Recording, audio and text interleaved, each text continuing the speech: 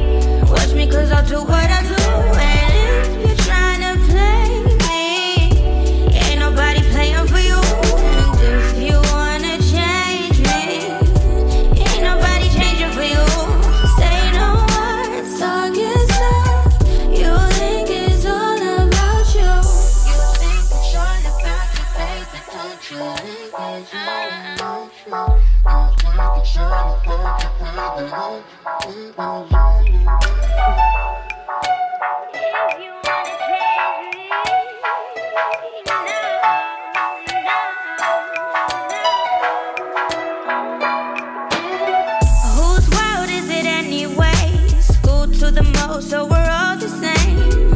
You can't run with a smile on my face when dreams trump reality. Fuck what they're telling me. I can't take word from no one. I can't be who you are. And if you wanna change me, watch me 'cause I'll do what I do. And if you're trying to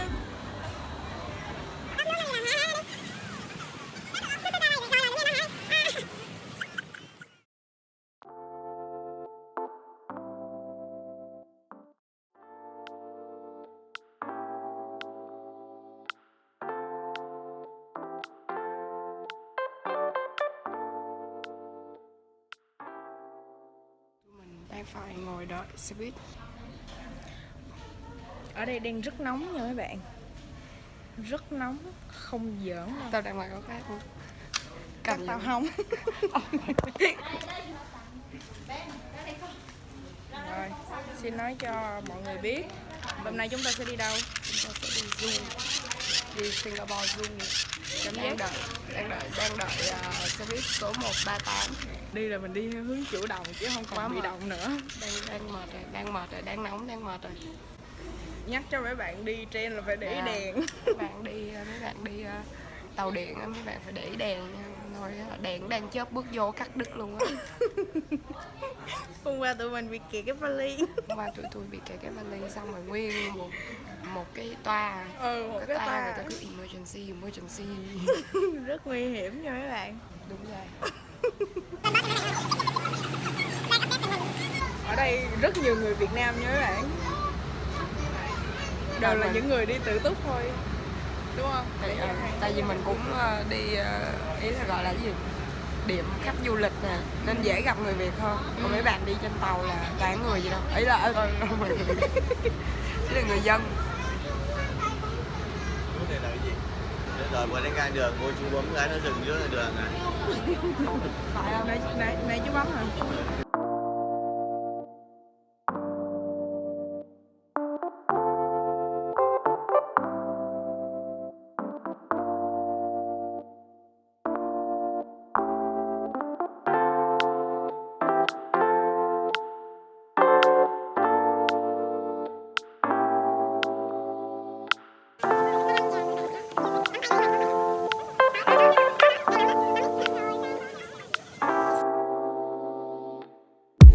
Nobody quite like you, got me falling through and through. Straight to the top, I'm tumbling. My roller coaster's rumbling. Can you please explain why I'm acting out my brain? Oh, I've never been like this before. Oh, why did I wait so long to soar? I can't help but always think of you, of you. Every day my dreams are coming true. Yeah, you're an act of God, baby. Like rain pouring down, thunder in the middle of the night. Lady, oh, I'm so excited. You're enchanting me with everything you do, baby. Like rain pouring down, thunder in the middle of the night. Yeah, baby, you're enchanting me with everything you do, you do. I don't wanna let you go, hold my hand and you will know. But you never thought a girl could feel like this. Well, I never thought that I could feel like this. Now it's plain to see that you belong here with me. Sometimes things aren't meant to be explained. Afterwards you'll never be the same.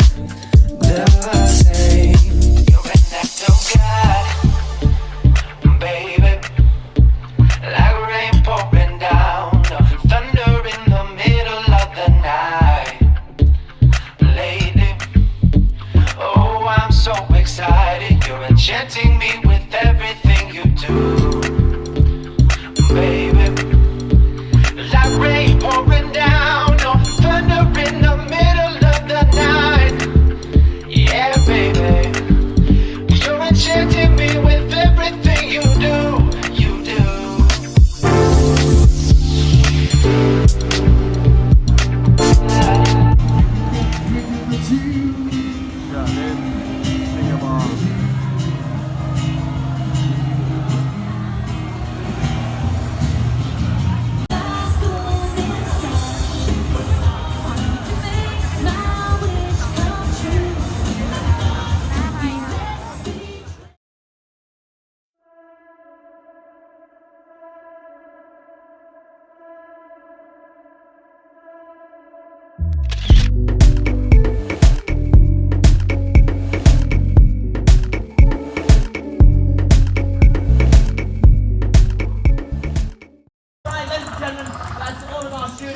Let's give a round of applause, ladies and gentlemen. All right, Val. Easy does it. Hey, easy does it, Val. Look, stand down. Easy. Whoa. Wow. Easy. All right, ladies and gentlemen, don't respond to me. Everyone step back.